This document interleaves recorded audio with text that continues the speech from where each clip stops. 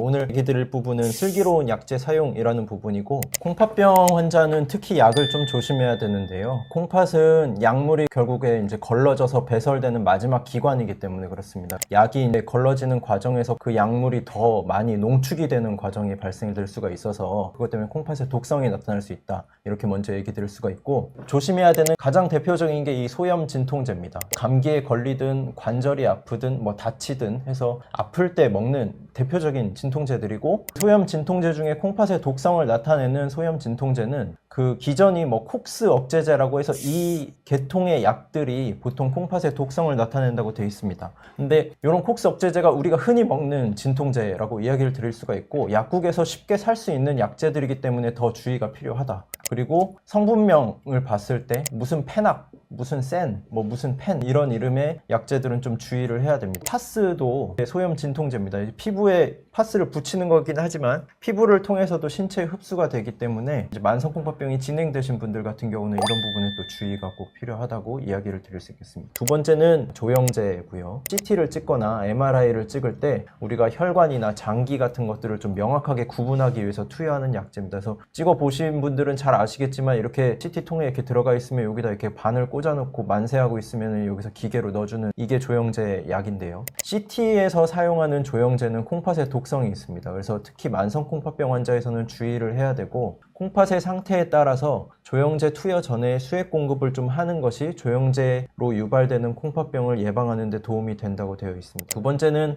MRI 조영제인데, MRI 조영제는 가돌리늄이라는 원소를 가진 조영제를 씁니다. 이 가돌리늄 조영제 같은 경우는 콩팥의 독성 자체는 뚜렷지는 않지만 콩팥 기능이 나쁜 사람들한테서는 이게 몸에 축적이 돼서 전신의 섬유화를 유발할 수가 있습니다. 그리고 이 전신의 섬유화는 몸 안에 있는 장기들의 섬유화도 같이 발생하기 때문에 이 전신 섬유화가 가돌리늄 때문에 생긴 경우에는 굉장히 치명적이라고 알려져 있습니다. 특히 투석하시는 분들에서는 사용이 금기로 이제 표시가 되어 있는데, 꼭 필요한 경우에는 혈액 투석하시는 분들에 한해서 즉시 투석을 시행하도록 권고가 되고 있습니다. 세 번째는 항생제, 항바이러스제 이런 약들인데요. 다양한 항생제들이 콩팥의 독성, 부작용이 나타날 수 있습니다. 그리고 특히 이제 항생제 종류가 많이 그런데 콩팥 기능이 떨어진 경우에는 이 약제 용량을 조절을 해야 됩니다. 각 사구체 여과율에 따라서 약제 복용하는 용량이 달라집니다. 항바이러스제 중에 아시클로버, 팜시클로버 이런 약들을 쓰게 됩니다. 근데 이런 약들도 콩팥 기능에 따라 용량, 용법이 달라지니까 주의가 필요하고, 또 이런 그 팜시클로버, 아시클로버 같은 경우는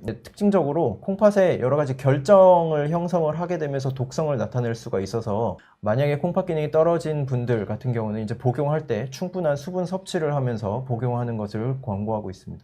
또 골다공증 치료제가 있는데, 콩팥 기능이 떨어진 경우 만성 콩팥병 환자에서는 주의가 필요하게 됩니다. 그래서 많이 쓰는 것 중에 칼슘하고 비타민 D가 같이 들어있는, 이게 외래에서 먹고 계신 분들을 보면 피 검사를 주기적으로 해보면 칼슘이 너무 많이 높아져 있거나 이런 분들이 있습니다. 만성 콩팥병에서 칼슘이 계속 높아져 있으면 여러 가지 혈관 석회화를 유발하는 걸로 되어 있어서 또 주의가 필요합니다. 그래서 이런 부분을 주의를 해야 되겠고, 두 번째는 골다공증 약 중에 또 굉장히 많이 쓰는 약인데, 비스포스포네이트, 이름이 좀 어렵지만 이런 약들이 있습니다. 골다공증에 한 달에 한 번 먹고 그런 약들입니다. 근데 이런 약들은 사구체 여과율이 30 미치면 아예 금기로 되어 있고, 이것들은 이제 뼈를 안정화시키는 약이기 때문에 사구체 여과율이 떨어져서 만성 콩팥병이 되면 뼈 대사가 저하되기 때문에, 그런 뼈 대사가 저하된 상태에서 뼈까지 안정화시켜버리면 뼈 대사가 굉장히 많이 감소돼서 뼈 건강이 많이 나빠지거나 콩팥에 독성이 나타나거나 하는 일들이 생길 수가 있습니다. 슬기로운 약제 생활을 위한 5가지 수칙, 이렇게 해서 오늘 마무리하려고 합니다. 본인의 콩팥 기능을 잘 알고 있어야 된다. 그리고 위험한 약은 적어도 그 종류는 알고 있어야 된다. 어떤 과 의사를 만나던 간에 자신의 콩팥 기능을 의사에게 알려야 한다. 정기적으로 신장내과에서 콩팥 기능을 점검해야 한다. 마지막으로 검증되지 않은 약은 복용하지 말아야 되겠다. 이렇게 이야기를 드리고 정리할 수 있겠습니다.